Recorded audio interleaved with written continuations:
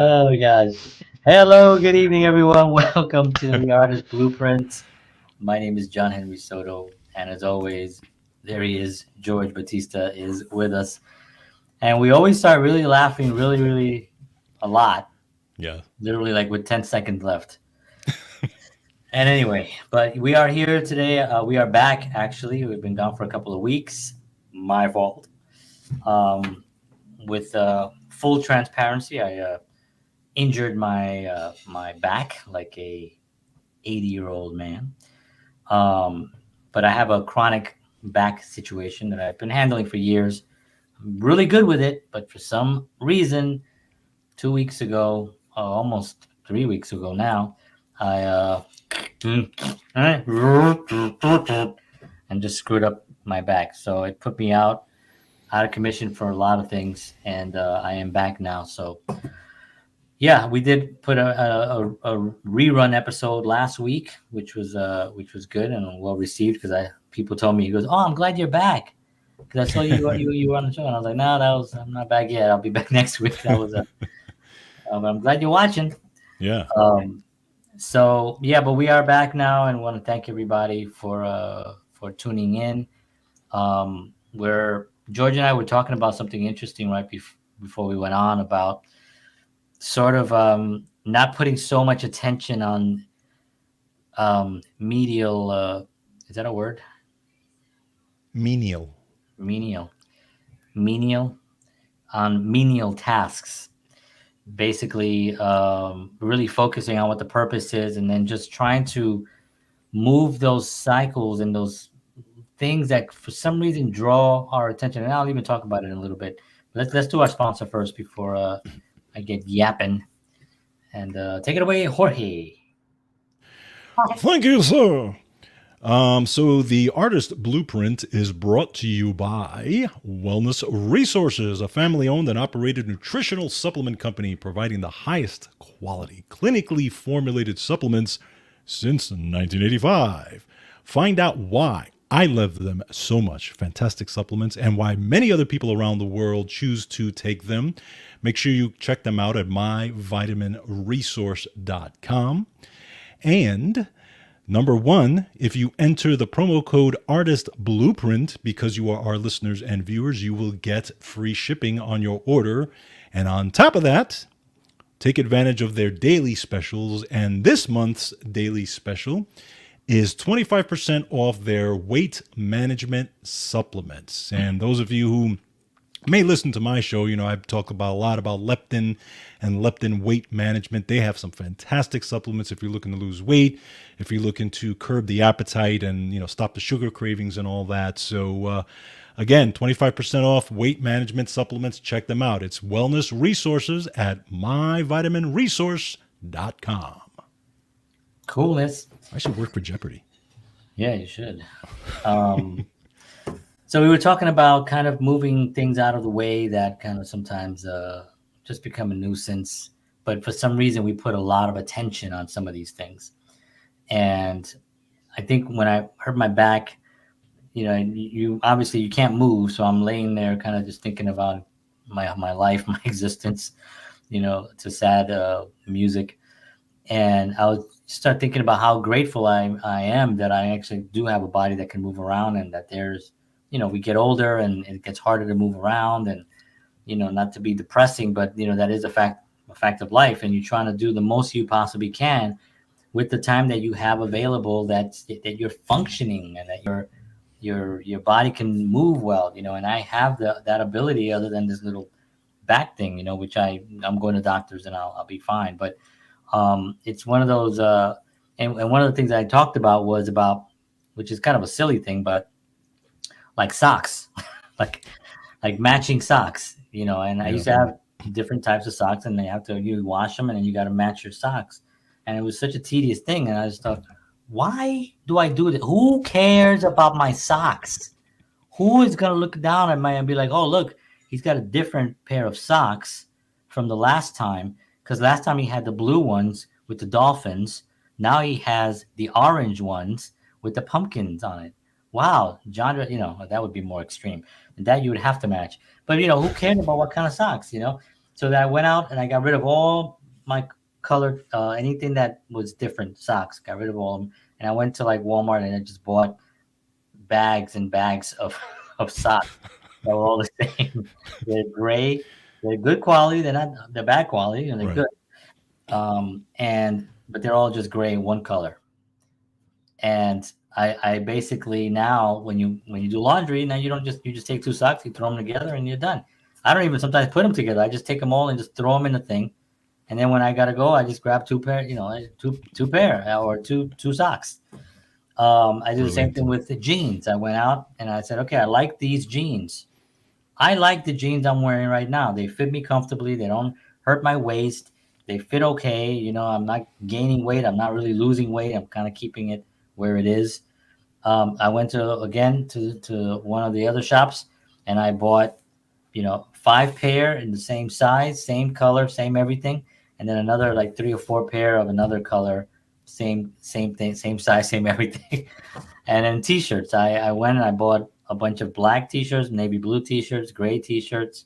Have different color blues, and just have a bunch of t-shirts. So now when I go out, I just wear t-shirt, jeans, and then if I have to like look fancy or whatever, I bought some collared shirts, just Right. some decent collared shirts, and I have like I don't know, like maybe 10 collared shirts that I just have, and I'll use one for like either for the show here. Sometimes you'll see me with a different shirt, a new shirt that I just got. I'll try it on the show, whatever. But no, it just saves so much meaningless. It's a task that really does not have to. Now, if you're going to an event, you know what I mean? If you're going to and if you go to events a lot, like if you're, and I understand that for men and women, I think is a little bit different. Yeah. A man can put on a tuxedo that he rents, Yeah. but a woman has to go out and buy a dress, True. and has to do the whole, that whole thing. And she wants to have a different dress every time. She's not going to wear the same dress. A man can wear a tuxedo at every single event. I have a tuxedo. I bought a tuxedo 20 years ago when I got married. I rented one for my wedding, and then like about a year later, I was going to go to some event. It was a gala, and I was like, oh, I can get a tuxedo. So I went and I bought it. I bought the whole thing. It's sitting there. It was the last time I wore it. The The gala. gala. It's in my closet. But if I needed it, I could pull it out and put it on. I think I'll still fit into it. But anyway, my point on that is just that there's a lot of things that I put my attention on sometimes that slows me down, and it becomes frustrating. It is. I've actually often said that about you too, actually. But no, You actually was telling me something about you some changes you had yeah, also for no, you also. it's so true though. I've really, and I was telling John that in the last few months, especially maybe in the last 6 months, that I've really changed my philosophy on a lot of things. I've changed my philosophy. I've become a little more, I've simplified a lot. Actually, even on my phone, it says simplify. That's, it reminds me every time I look at my phone. And, I've stated, like for my show, for example, there's certain things that I'm doing for my show that are straightforward. Some people would say boring or whatever, but it's okay because I know that those things are going to be the most productive things that move my show forward. It's not going to be, I'm not going to be Mr. Social Media and do all that. I took all the social media off my phone. I have no social media on my phone. All right. And I do everything on the computer, because I want to be intentional about how I use things and how I do things. So now everything has an intention on it, but it's not like, I'm not like, oh my God, I have to have this. No, I just do it, and I scratch it off and I do it. And everything is a simplified version of what I used to do. And it's changed. It's changed a lot of things. And now I'm starting to see flow coming in. Yeah. Now, I'm actually attracting advertisers on my show. I'm actually attracting people onto the show. I'm actually attracting things just in my life that I wasn't seeing before. Yeah. So I'm like, wow, there is something to this. And just like you said about the socks, even with clothes and even with things that I do around the house, I've simplified a lot of that because it's amazing how you don't realize how you can really get caught up in such crap. Yeah. Such crap that you think that you need to do all this stuff. Yeah. And you think about it, it's not even for you. Right. Exactly. You're Exactly. doing it because other people are going to see you, so you R- care about what they. And I tell you right now, if somebody says to me, "Why do you always wear a black T-shirt with jeans or whatever I'm wearing?" I'll be like, I'll give them exactly what I just told you, right? What I just said right here. I'll tell them exactly that, and I guarantee you, they'll look at their lives probably a little bit different. Yeah. You know, when you sit there and you open your closet up, and I used to do this when I worked in an office where I had to wear shirt and ties. You Mm, open that closet up, and now you're thinking, what tie? Did I wear that tie yesterday? No, I wore right. this one. Well, maybe I'll wear this one. I haven't worn this one in a while. And suddenly you have, a minute of your life is on a piece of cloth Yeah. Yeah. that goes around your neck that doesn't even make any sense to goes around. Why do we hang these things around our necks? I know. It's just- There's no purpose to it. It's just literally a thing, a loop. We hang it and it just hangs there. yeah. There's no purpose to it other than like, oh, he's well dressed. Look at the piece of cloth he has hanging around his neck. It's called a tie, John. Yeah. Yes, look at that tie. I mean, it's just listen, if somebody is into, I know that fashion it's an art, it's a creative thing. Now, if you watch fashion shows, I don't know what's going on with the fashion world, but good fashion is good fashion. And Right. when you can see a nice suit, a guy who's dressed sharp in a nice suit, that's awesome. And if that's the thing that they want to do and you want to do, I think that that's totally acceptable. You know what I Right. mean? But the for me and for any entrepreneur and anybody that's trying to build something, you have to simplify your life, like George Yeah. was saying, Yeah. and put those things in there. And if it's social media, like I have social media, I use social media all the time. I don't. It doesn't pull me away from things. It gives me the things that I'm. Hmm. It's part of what I'm. It's my job, basically, Right. right? Right. But if there's a thing that stops you, slows you down in any way, or distracts you, but I see people out. It's funny when I was on in New York, I'd be on the subway and I would see people on their phones, and for some odd reason, I would always think that they're working. Yeah. I would always think that they were, and when you look, somebody sitting there, you look, it's like Candy Crush, Yeah. Oh, yeah. like a Oh, yeah. football game. Yeah. It's like just a distraction. It's a distraction from something. Now, if you're happy at your job, and we've said this before, if you're happy at your job, and you're not, looking to leave, and entertain yourself. Obviously that's fine.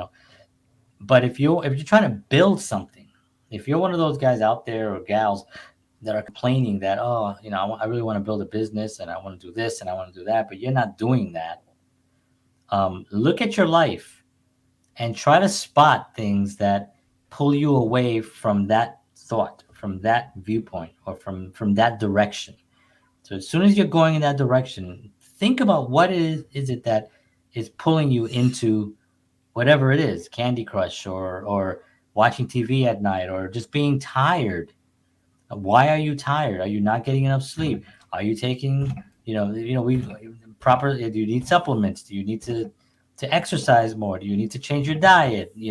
Those kinds of things you have to look at, because that is going to affect you. That will affect you, and it's sad. It's interesting. I heard somebody say, and I never thought about this.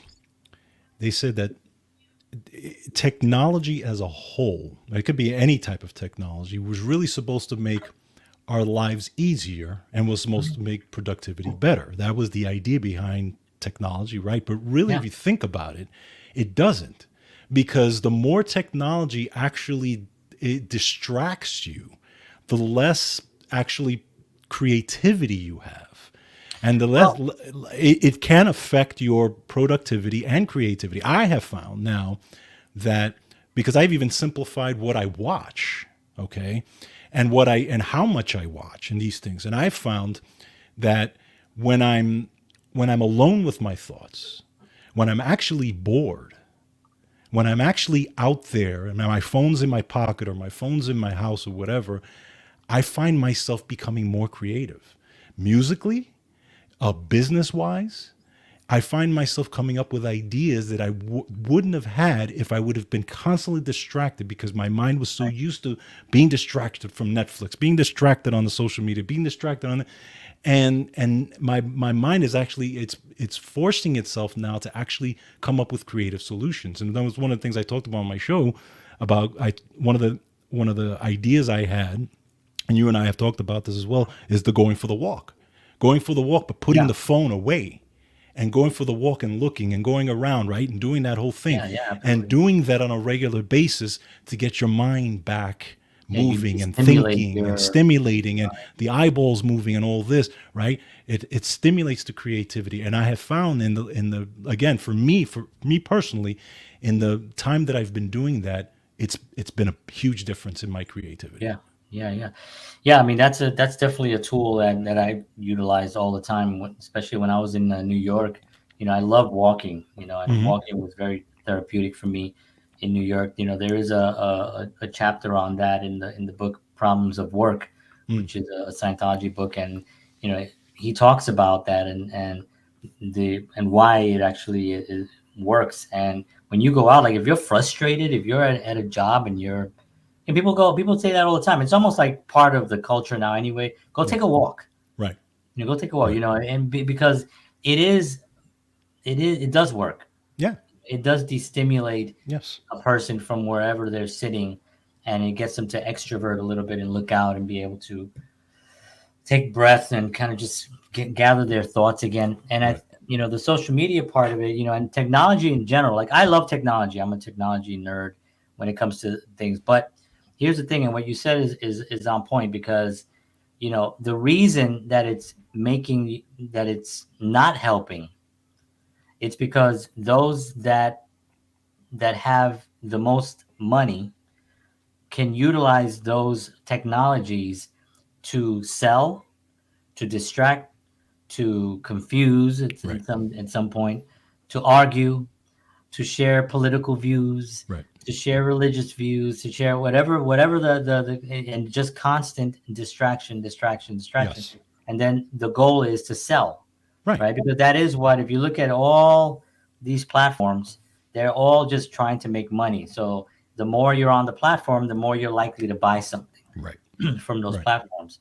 Um, Now, if you go the other way and you say, well, I can actually pay for ads to promote my business, you know, that's you're utilizing the technology in the proper way. Right. Same thing Exactly. with the I mean, same thing with the car. The car was invented, and then somebody decided, let's use a car to rob a bank, and then we can get away faster. Right. And it's like, Right. okay, well, somebody's using technology, that technological advancement and But yeah, vehicles. but there's a difference between, and this is my kind of like where I kind of go to is there the difference between manipulated by the technology and actually being in control of the technology. And this is where I'm kind of falling into, right? I've done that for health for a long time.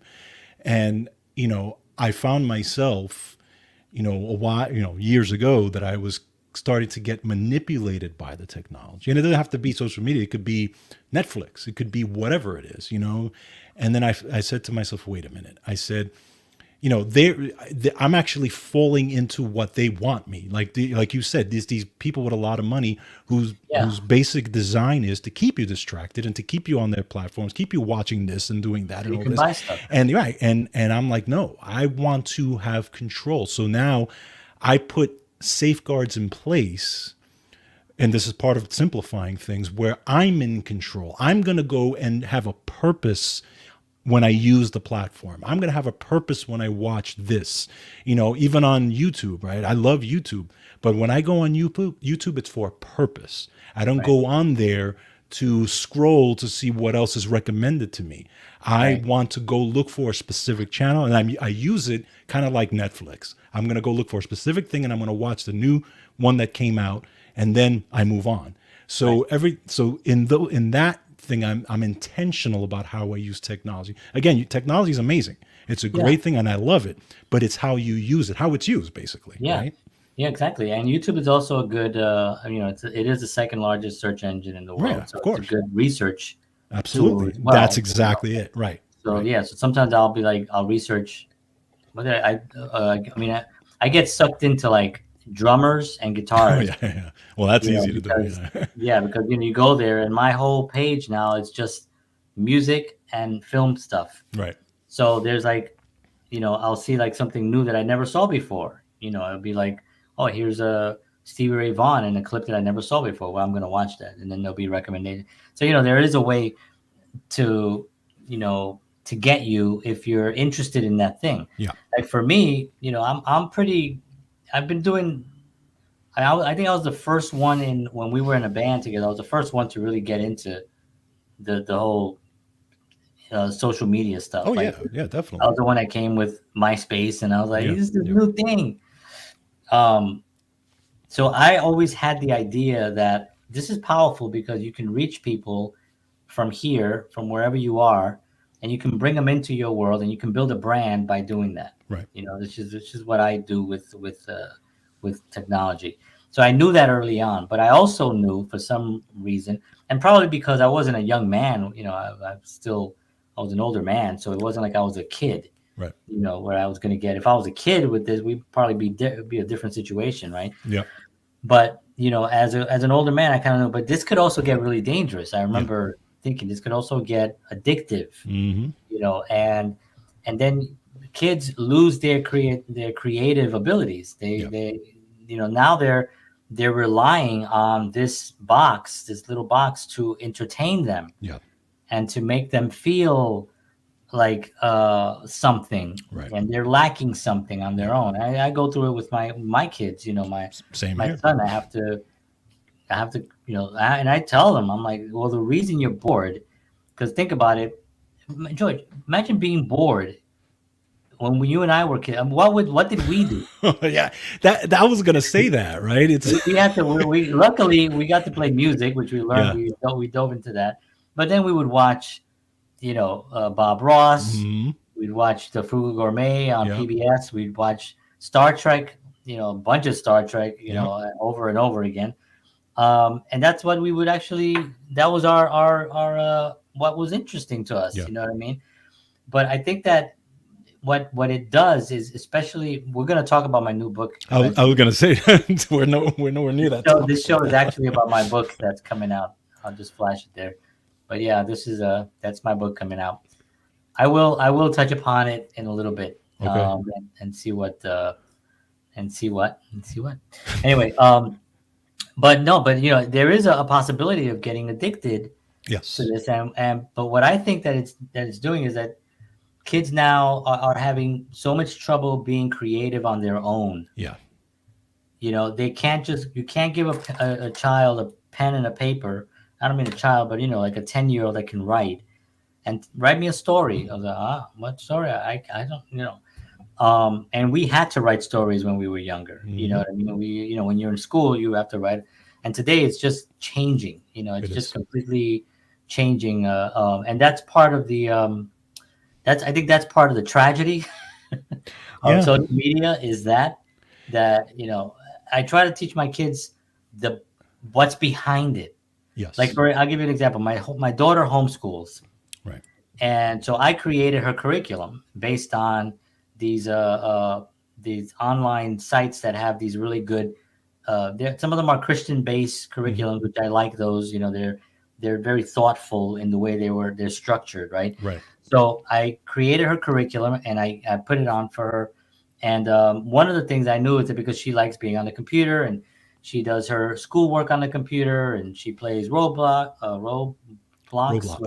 yeah. Roblox, and all that stuff. So I said, okay, well, one of the lessons were, how does algorithms work? Mm. How do and so I explained to her. I was like, oh, this is actually a class that's going to teach you why Facebook, sometimes the posts are higher than others, and why. And she's like, oh, really? She's like, I want to learn that. I was like, good. So I want to let them know that what they're seeing here is not the thing. Right. Behind it is the thing. Right. Learn more about what's happening behind the scenes. Right. Learn coding and stuff. Even coding now is like not as popular as it was a few years ago because now AI does a lot of coding as well. But coding, for instance, is something that, or at least that mindset that kids pick up very quickly because they pick it up as a language. They pick it up as an understanding, and they're sponges when they're young. So if we're gonna have technology, which by the way, it's not going anywhere, Right. unless the sun shifts into the sun, unless the earth, I should say, let me just rephrase it. In case, unless Earth shifts its axis and hurls into the sun, we're going to have technology here for a very long time, and it's going to keep advancing, and AI is going to be here, and it's going to do a lot of the jobs and stuff like that, and it's going to create uh it's going to create almost the same effect that all major technologies created. You think when the electric car came out, that the guys that had the horses and buggies, that they weren't like, well, wait a minute, how's that running? Well, it's running on, on gas. Or you can go back and read articles of like the uproar that was happening with that. You can go back to the printing press. Right. The printing press had kind of. You go back to the radio. The Right. radio, when the radio first came out, it was a huge thing, because now people, well, who's going to buy my newspaper if they can just listen to somebody give them the news and what's happening? So it was a major, major, major issue with the whole technology. So every technology has its time that it's going to create its effects. It happens with the cell phone, and now it's happening with AI, and it's going to continue happening in the future with 10 feet tall robots, which I hear is coming. That would be helpful for you. Right? Um, the only the, the only thing I would say about that is that there's a difference between the technology when you look at the Industrial Revolution, when you look at all these things in history, whereas now you are literally manipulating the mind. Whereas back then, newspapers were yes, run but by- it's a big difference. It's now everybody has a newspaper on their phone. There's True. a big difference between having a newspaper constantly in front of you for 7 hours than True. going to get a newspaper and reading it once and putting it away. That's Okay. true. Well, Kids now, I think, and again, technology is a great thing. I'm not saying anything about that. I'm just looking at both sides of it. And I'm saying that there's the fear for me and others that the technology with this generation now that's growing up is going to be more reliant on distraction and technology and mind manipulation and less on creativity. Yes. Okay, we're going to have less of a creative generation moving forward. Well, we in the already next do. Well, yeah, I mean it is happening, Yeah, but we I'm saying already that do. you're seeing it. I mean, we're literally watching it in front of our eyes right now, right? Yeah. Our kids now are growing up into that, okay? Because you and I grew up in a time where we had to figure out what we were going to do when we were bored. You and I had to figure out, how we were, and the creative process. And we had music as an outlet to be creative, where kids now, instead of learning an instrument, would rather watch somebody dance on TikTok because that's more stimulating to them than being creative and learning an instrument. Right. Yeah. That's You haven't seen my dances on TikTok, so well, I that's don't think true. you should go there. And do you wear? I hope you wear clothes when you do that. Well, on TikTok you have to. Is that how but you hurt your There back? is an app. There is an app. If you want to follow me, go to my page. Ooh, But you know what? What I was thinking about, I mean, yeah, you're right. Because I mean, back in the days, you had to find, and that's what we went out. I went out. I did a lot of bike riding. We played baseball. We played yeah, basketball. We had to do. Then we came home. We eat some food, and there was a lot of jokes. hmm There was a lot of talking, a lot of humor. We Yeah. would laugh. The whole point was to make each other laugh and to just be silly. And it seems now you'll see, like, I've seen this, you'll see like 5 or 6 kids hanging out today, and they're all on their phones, yes, not even interacting with one another. Now, of course, this is not a new thing that I'm saying. I'm not, right, saying anything that hasn't been said already by a bunch of other people online. My thing is that it all comes down to the parents right, or guardians that can make sure that child understands what they're dealing with, correct. so they understand that this will make you less creative. Yeah, If you don't have, because I mean, how can you even sit there and write something if you're being influenced by everything that's on your screen every single day? you're going to be motivated by that screen. Yes. So it's like when the internet goes out, it's like, what are we going to do? Now, I say technology is going to advance and advance, and it is going to advance to some degree, but there are going to be moments in time when things crash. Right. We had Facebook crash a couple of weeks ago or a month ago, whenever it was, and in certain areas, and it was a big deal. A lot of people were like, "Oh no, how can I let everybody know how good this omelet is?" They were making a lot of jokes and stuff like that. But yeah, it's that kind of upbringing that we have to now think Yeah. about with our kids. And George, well, you have your daughter is a little older. She's what? She's 16, 17. 17. My daughter is 13. My son is 7. Um, they grew up with this. Yep. You know what I mean? Like they don't know life without cell phones and without technology. They don't understand it. George and I didn't have this. People don't understand that there was none of this existed. If George and I were going to talk, he'd have to call my house. And if I was home, I would answer it, or my grandma would answer it. Tito, Georgie, and I remember that. that'd be our lives, But I love hearing your grandmother every time I call. oh man, she was the best. She was the best. But But yeah, it was just a different time. We also got to spend a lot of time playing music and being more Yes. creative, which Yes. I think is also, I hope to God that, that people are being influenced also by the apps musically, because there are a lot of things that you can do, Right. you could learn how to play. I mean, geez, you could learn how to play anything if you want to learn how to play it. You can get a PhD on freaking YouTube. And again, it goes back to what I was saying, is being intentional and using it Yeah. for these types of things. I mean, even for me on the health side of stuff, I've learned so through the years how much I've learned watching certain doctors on YouTube's and different debates on nutrition and health. And this Yeah. one said this and this one. Great stuff. I would sit there and take notes on this stuff because, I mean, Yeah. I just, I love that stuff. But Yeah.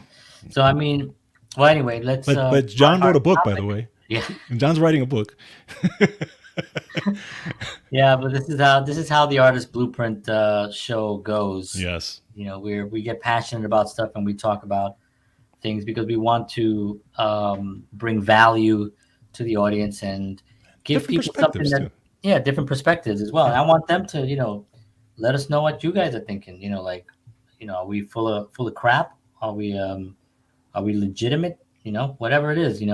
I think it's important for us to have these conversations. Agree. So I wrote a book, and I've been working on something for a long time, and always kind of just I don't know.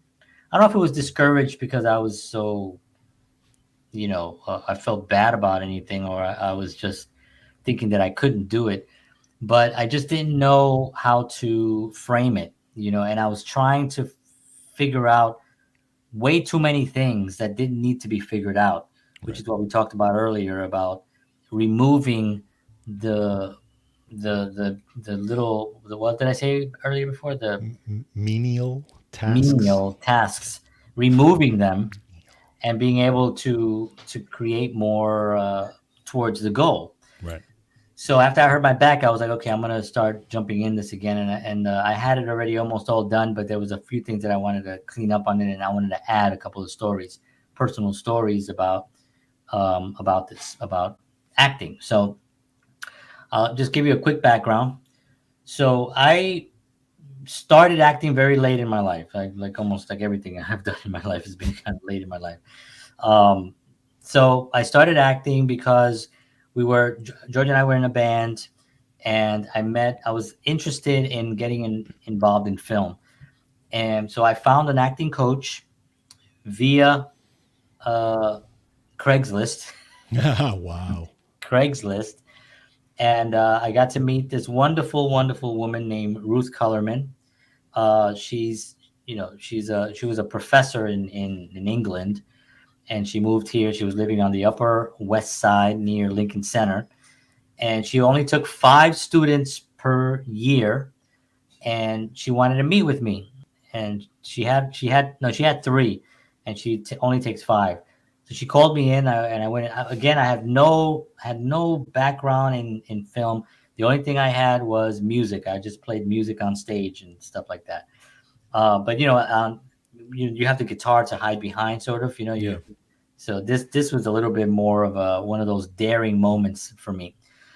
And so that experience brought me to Ruth Kellerman, where she worked with me for about a year. Where then I started auditioning after a year. Where then I started booking a bunch of stuff like within like a couple of years, and then I got interested in behind the scenes. Um, I wrote a script, and I shot it. I cast it. I shot it. A friend of mine edited it, put it into festivals. It did really well. I did another one. I did another one. I did another one. I did another one. And what that's given me is it's sort of given me like a bit of a bachelor's degree. Not a master's yet, because I want to do some more features. Um, but it has given me enough information that I know that I can help someone. Right. And so talking to my business partner for JHS talent management, he was saying, you should put something together with the knowledge that you have, but for beginners, someone that just decides, you know what, I want to go into acting. I think I can do it. I really do think I can do it, but where do I start? Well, you can start with my book. So this is the artist blueprint for the beginning actor. And this book is really for those, and I wrote on there, for those who always felt they could act if they had some guidance. Well, the blueprint is that I put that together for y'all. So it has in it literally everything that you need if you want to become an actor. Like where to go, how to get headshots, how to audition, where to get auditions, um, casting calls, like where to actually see casting calls, how to operate your career as a business, and I even give examples of, like, I know we're talking about social media and stuff, but like the use of social media, the positive use of social media. And I tell a story there about how I met someone on a simple tweet, and he was a legendary singer songwriter. And from that tweet, I got to actually meet him in person and help him promote his book via social media. And then he gave me an acknowledgement in his book. I've had lunches and dinners with him, um, and he's seen my film as well, and he really enjoys my work because of a simple tweet. So I talk about that in the book. I also give you, networking is on social media is different than networking when you go to a networking event, Right. right? Because you walk into a place and networking. I've been to those too, especially in New York. For actors, you go to a networking event for actors and filmmakers and stuff, and you go in there and you meet other filmmakers. They're working on a film. Hey, I have a role. I mean, maybe that you want to read for it. Sounds good. Hey, I'm casting this, whatever. But on social media, it's very, very different, but it can be very, very powerful if you do it correctly. But there's a science to it that I've learned from others that I've learned from, and from just myself applying it and being successful at meeting people and then engaging with them and then providing something for them Right. and not asking something for them. That's like a big factor of it. And so I go through steps on all of that. And then there's a lot of other things like proper audition etiquette. Um, there's other things in there that talk about finding the right role. Also, you have to also know what you can be cast at, and be really the most important thing is that you have to be honest with yourself. Mm-hmm. You have to look at yourself and say, like, I looked at me, I know I'm not going to be the leading man. I'm not going to be George Clooney. I know that, so I figure, okay, well, I'm going to be I could be the next door neighbor. I could be the Kramer guy. I can George be Costanza. the George Costanza guy. You know what I mean? I know I can do those roles, Right. and that's what I was pulling in. That's what I would get. I Yep. would get those kinds of roles, Now because I'm a writer, I wrote my own script, and I put myself as the lead in it because I can do that. So that's another thing that I talk about in the book, is about taking responsibility for your own work. putting out your own work.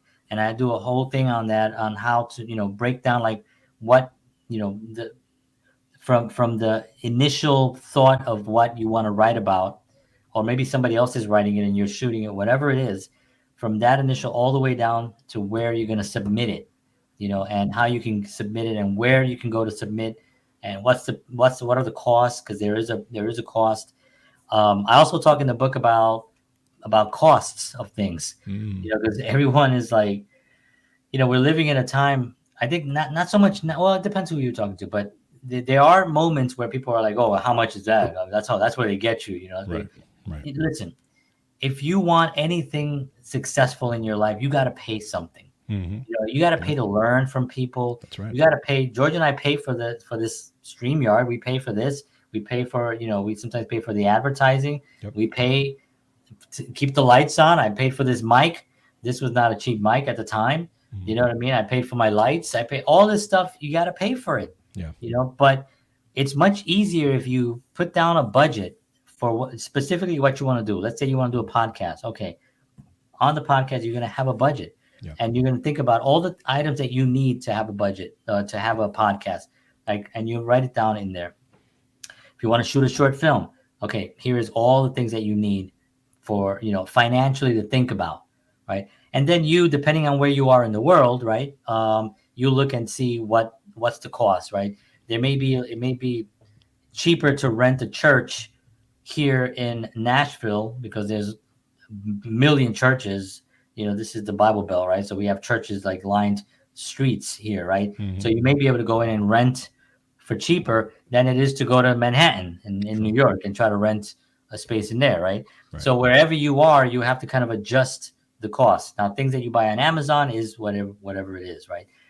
But you need to budget those things out and just realize that the money that you're spending is not wasted money.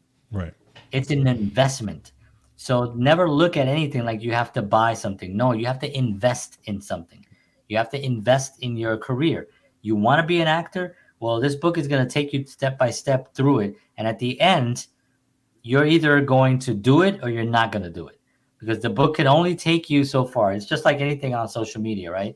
You get so many gurus on there. It's like, I made $500 million in 30 days and I didn't even leave my bed, and people are like, wow, how did you do it? So they buy the course and then you get all this material, I mean, I don't do that, but I've in the past, and I've heard people, they buy these big courses and then, well, now you got to read the course. Now you got to do it. Yep. But then they have another upsell. Well, let's say you don't want to go through all this stuff and you don't want to get you don't want to have to do all that work. Well, you can pay us and we'll do those things for you, Right. And then you pay a little bit extra. And sometimes it could be $500. Sometimes it can be $10,000, and I know people who've paid $25,000 to get in on a business that's going to run. And then all you have to do is kind of maintain and keep the plates up, just keep spinning the plates, but they'll put the plates up there. They'll balance them for you. They'll spin them for you. And then all you do is just keep them balancing. And then that costs money. Right. So just know that with anything, it's going to cost a little bit of something. But the main reason I wrote the book, and I have a couple of things here that I wrote down just to go over why, por qué.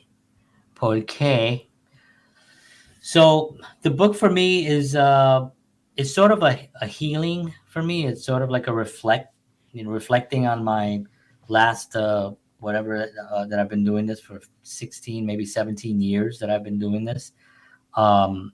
The frustration that I've had, the anger that I've had, the failures, a lot of failures, and then the successes, So I wanted to kind of document it because I get the feeling that sometimes people out there feel that this is for the other guy. Mm-hmm. And I used to think that, like growing up where I grew up, there weren't a lot of people getting out of the South Bronx thinking that they're going to become a blues guitarist, right, or be in a rock band or make movies or stuff like that. It wasn't part of that, But I can honestly say anybody, no matter what your circumstances are, you can make it. You Yep. can, if you decide that you want this and you want to actually be a performer, and maybe you don't want to be an actor, maybe you want to be a filmmaker, Hmm. this book is still going to help you with that because it's going to give you the tools what an actor would do, but really it's really what a filmmaker does. This Right. is what really how I operate, because it's not so much the auditioning part of it that's the going to get you the job. It's your mindset that's going to get you the job. Correct. It's always Correct. going to be the mindset. So this book will help you with that. But I wrote it because I really felt that there's somebody out there, that could hear me and be like, well, that little Puerto Rican dude is able to do the things he's doing now. And if you look at my board here of the stuff that I got going on, it's going to be epic. If that little freaking little Puerto, why am I insulting myself so much? If that little piece of that spick, if he can do That's it, normally what I would say about you. that's true, right? I'm talking like George over here, over here. So if I can do it, trust me, I know it. But and that this is why I wanted to write the book too, because I also want to make connections with those individuals that are looking like and saying, man, I know I can be an actor. I know Yeah. I can do it. I just need some kind of guidance. I know where to go. Well, this is part of the reason why I wanted to write it. And if you buy the book, you also get put into a private Facebook group, and that group is where I'm going to be doing once a month. I'll be doing live uh, Q&As on there, and I'll be posting a lot of stuff on there. And then it's a community. I want Right. to build a community of new actors, new people that are helping each other. And if somebody's already been an actor for a while and they've had success and they're filmmakers and they want to get the book and be part of the group as well, that's awesome because then they can help those actors as well. It's not all about me helping. I want everybody to help. So Martin Scorsese, Spielberg, you know, Tarantino, if you guys, please buy the book, join my group, and the the group dynamic is always an important thing when it comes to the creative process because it can really talk someone off a ledge, Right. because sometimes you just don't feel it. True. I mean, I've been on auditions where I leave there and I'm literally shaking. I'm shaking and I'm breathing weird because I was so nervous and I blew it so badly and it was so embarrassing Right. that Right. I leave there and I'm shaking. How do you come back from that? Well, you can do it. Yeah. One, I use humor. I'll laugh my ass off in the elevator going like, damn, that sucked. And I just kind of like kept trying to like just make it where I can feel.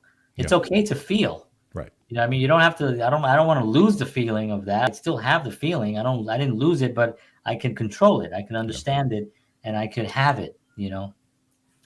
But I wanted. That's one of the reasons why I wanted to write the book is to be able to put a community together that can help each other create art. You know. The other reason is which I already talked about, inspire others. Um, and this reason is more of I think I talked about most of these things already in my one spiel. I had these all broken down. I blew it, but anyway, inspiring others, creating meaning and purpose, building connection and empathy, and empowering yourself, empowering like me, because I feel that I could really, empower myself to help others Hmm. by doing this. I think it will really help. Not only think I know that it will help me be able to help more people. Right. And Right. and that gives me a little bit more confidence, and I can. The more confidence I have, the more people I can help, and that really becomes a valuable thing. I also want to do something that's meaningful. It's like even films. Like I've turned down stuff because I don't want to do it because it goes against my integrity to do Sure. certain things. You know what I Sure. mean? Like, so I don't do that. Nudity. I keep getting asked constantly to do nudity. I'm just kidding. But at the same time, if you buy the book, you'll be in his group where he dances naked on TikTok. So at least you'll get the nudity there You get, instead of yeah, yeah. I mean, that's worth the price of the book alone. there you Because go. just having access to that. No, but you have to. This business is, people talk about Hollywood, and Hollywood is like is it's just having issues. They're putting things out that are very formulated, and again, I'm not all of it because I've seen some good films. You know what I mean? I got around to actually seeing the other day. This is a little tangent. I got around to see La La Land. Oh, okay. Did you see that? I didn't. My wife saw it. I didn't see it. So it started off a little rough for me. I was Hmm. kind of like I don't know. I'm not buying it yet. Right. You know, I mean the actors are great. It's shot beautifully. I mean it's great. But I wasn't committed yet. You know, and then they did a little dance number. You know, it's sort of like a musical. Yeah. Not sort of like I think it is a musical. But one of the things that, and here's my personal critique. If anybody thinks I'm way off base, but I grew up. My mom was a huge fan of Fred Astaire, Gene Kelly, Ginger Rogers. You know what I mean? Like all of them, right? Right. Judy Garland, and that just that whole era. Danny Kaye was huge in my house. Like Danny Kaye, my mom would, whenever Danny Kaye was on, she would call me. Danny Kaye's on. You know, even my grandfather would. And so, and these are like masters Hmm. of being in this type of environment, that type of film. You know. Right.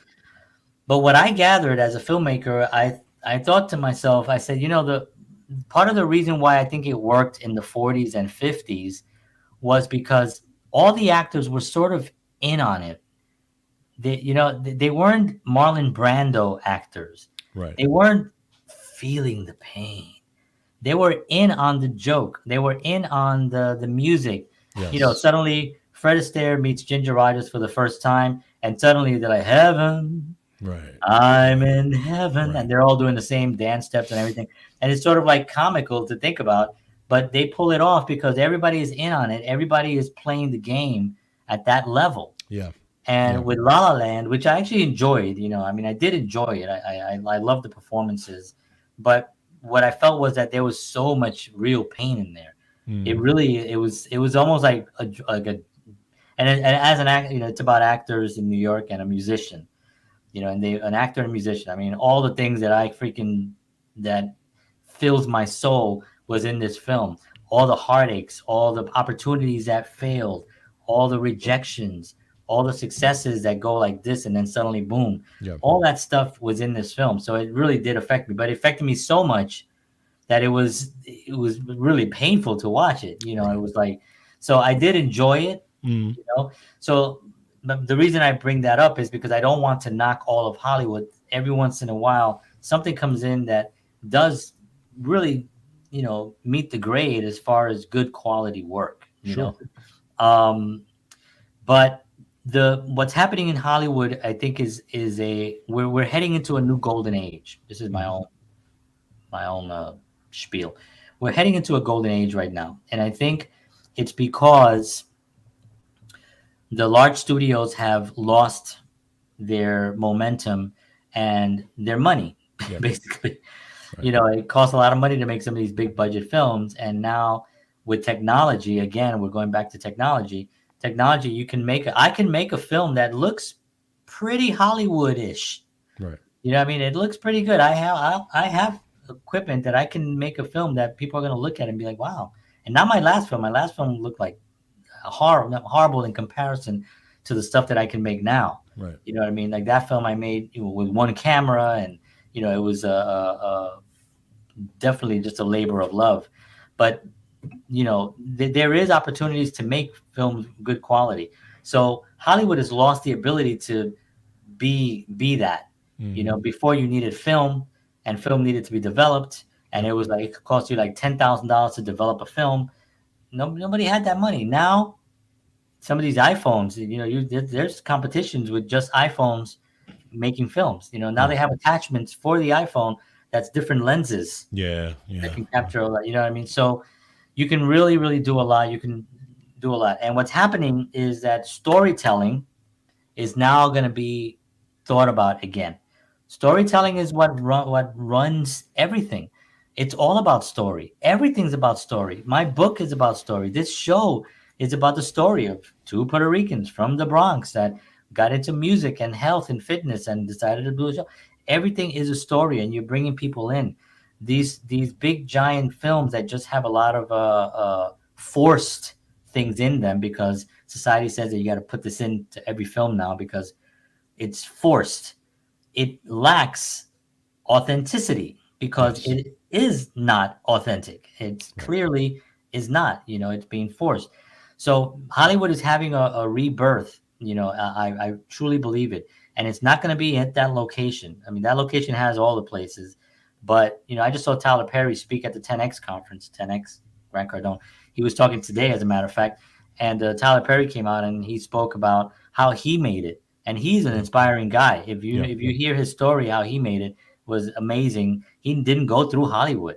Right. By the time he got to Hollywood and said he wanted to do a film, they were like, "Who are you?" Right. He's like, Right. "Well, I'm selling out theaters with my play, Yeah. and I'm across the country, and I have and they were like, whoa, they had no idea." So he also bought, not bought. He also the deal that they gave him because he said, "Well, the deal that I want is that I want to own everything. I Right. want to own it." And then the studio was like, "Yeah, sure, you can own everything." Like, they didn't think it was going to come of it. He owns, George, every single film, play, everything on TV, every second, every minute of everything that's ever been on television, everything. He owns every single piece of it, which is unheard of. Beautiful. It is unheard of. And of course, he's a billionaire. But his place down in Atlanta that he owns, his studio, he's the sole owner of the studio. I love it. He's the sole owner. No, that's unheard of. You know I what I know, mean? but I love it. Yeah. I And think that's so fantastic. he's inspiring people to do that. You can Yes. have smaller houses. You can have a small production company. You can make your films. You can have the same distribution. You can Hmm. have the same marketing. You can pay for Facebook ads. You can pay for any kind of ads online. You can go live stream. All the same things. Hollywood is trying to figure out how to get bigger. Right. What they're looking at right now is the IMAX, do more IMAX movies because Yeah.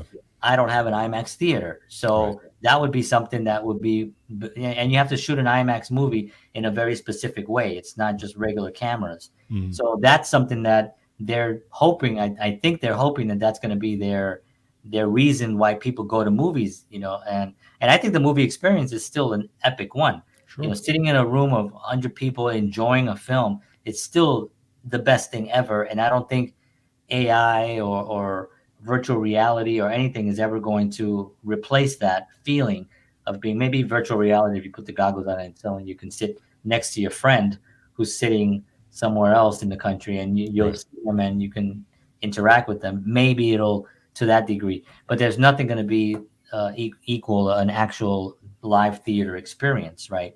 Just like live music. Right. Live music is always going to be a thing.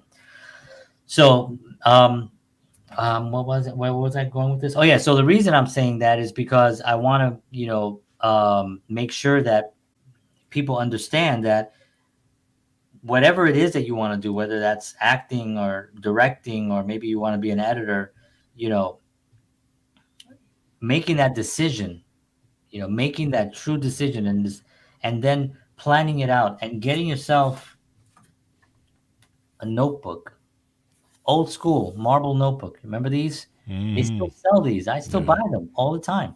I have like dozens and dozens of these with songs that I wrote back from back the day. The same ones that I've had, George, from Glass of Note. Wow. And this is a one that I use for work. But get yourself a notebook and then get serious about it. This costs $2 to buy. You can Hmm. buy, I think, a pack of 5 for like $7 somewhere. Right. Get yourself a notebook, get yourself a nice pen, and sit down and start really putting into the physical universe your thoughts, your ideas, your goals, what you want to achieve. Give yourself a date and say, by this time next year, I want this, blah, and write it down, and then put it somewhere. Don't put it away. Put it somewhere near you where you can get it. Put it somewhere where you always. I did a video a couple of weeks, about a month ago actually, where I talked about my setup, right? Yeah. And I talked about where I put things. I put things strategically in a place where I don't have to think about where it is or where do I have to go. to make this happen. So if I want to do a live right now, I'm here. My phone is right here hanging on a tripod, which I showed on the video if you want to check it out on YouTube, and how I hooked it up. I showed where the actual clamps are, how much the clamps cost, and everything. I got my camera here. I got my microphone. Everything is right where I want. I want to listen to music. My radio is right here. I got my speakers here. I got my coffee here. You know what I mean? It's like I'm very intentional about where I'm sitting and where I am at that moment, Right. because then I can get the most done. I don't have to be like, Yes. oh, where did I put that? Where did I put that notebook? You know, put it where you are going to get it. I also put things in the kitchen because I spend a lot of time in the kitchen. And in the kitchen, I have a whole setup, which I also went through in the video, and you can see what I did in the video, where I hook up my tablet, my phone, my coffee machine. Everything is right there where I can actually quickly just go to work. I also use these cards that I talked about, these little index cards, these yellow cards. It's pretty cool.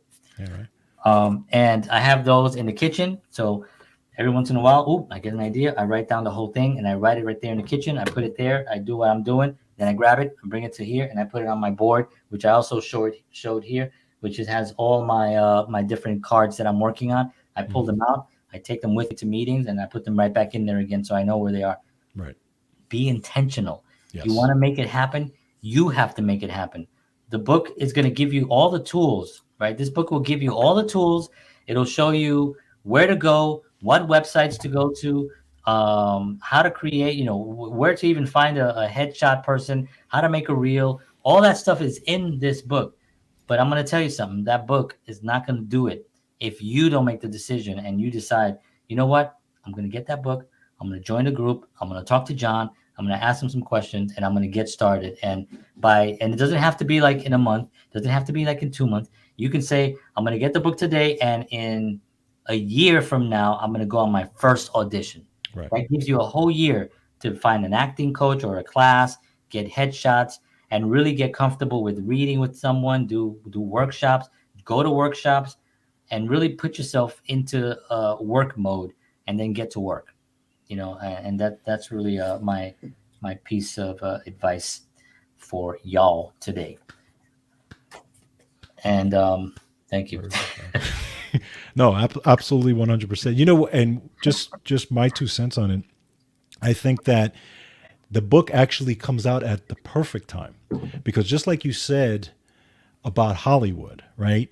Hollywood is a different place now, and Hollywood has actually really shrank. It's very small now, but what's come out of that, the independent scene and all that stuff, is actually becoming very, very huge, which is great, because people now, especially the beginning actors, the beginning directors, or actors who also want to direct like yourself and stuff like that, can take that book and automatically go to work, even just with the equipment that they have. Yeah. Versus like 30 years ago, you couldn't do that because the technology wasn't there, right? Correct. So 30 years ago, you had to get your stuff and then you have to wait for this and maybe get called. And whereas now you can actually start doing things. Even if you don't get an audition till a year from now on a bigger thing, you can do small stuff. Absolutely. You can do small independent stuff. You can do stuff your own that you wrote and directed and produced and stuff like that, because the technology is here already. Yeah. And you don't have to wait for that type of stuff. And this is where like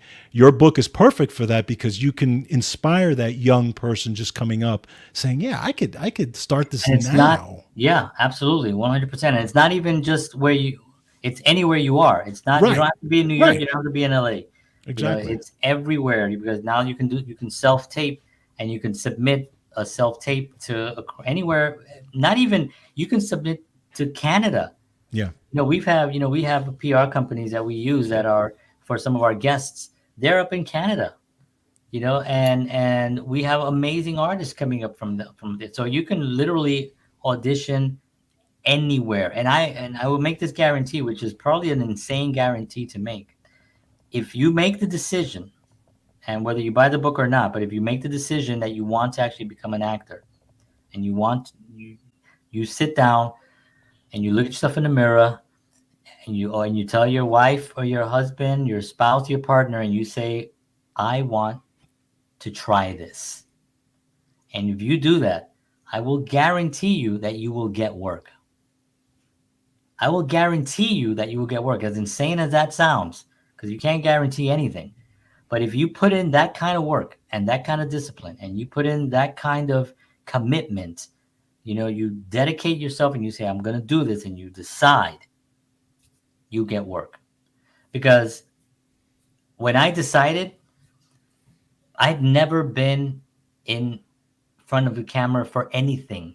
Maybe a video for, but nothing, and I was able to walk into auditions. I'm a short little guy, so you walk in.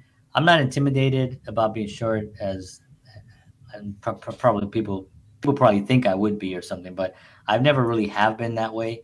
But I can observe going into a room and know that they know that I'm this little guy coming in here to audition. When they finally see him, yeah. When they see me, yeah, because the counter is usually this high. So I'm like, all you see is my hat. Hi, I'm here to audition. But you go into these places and it can be very intimidating. Yeah. But you're not going in there to impress those guys. You're going in there for a specific role, right? Right. So when I made that decision, and when I walked into that room for the first time to audition in front of it was a much bigger thing than I had thought. I was nervous, but I was an actor. Yeah. I knew that that's what I was, and it's about what I talked about in one of my past shows, be, do, have. Be the actor first. Be that. Then you do the work, then you'll have the success. You can't have success, then do the work so you can be an actor. 100%. So that's my guarantee. I mean, I'm telling you, there's so much work right now. There's so many production companies out there. There's so many new filmmakers. People are going back into film. There's also influencers, believe it or not, that are actually now hiring filmmakers to put their content together, because they want to put stuff together that looks more cinematic rather than just the way YouTube videos kind of look. True. And that's a growing thing as well. So you can be working for a famous influencer, doing their content and stuff. If you're a director or a writer or whatever, or an actor, if they need somebody to pretend something, you know what I mean? It's like, this is all show business, right? So anyway, that's my my spiel. I'll have more information on this because I still have 2 things that I have to finish on this before it's out, and then it'll be on our website, and I'll talk about it here, and I'll have the link, and then you guys can get it from there. If you sign up as of in April 15th, when you sign up and you go to my website, this website, I can't find it. Where is it? Booty.com. So if you go to what did you say? Booty.com. I don't know. It's LatinBooty.com. Booty.com was taken. I had okay. Booty.live. Little LatinBooty.com.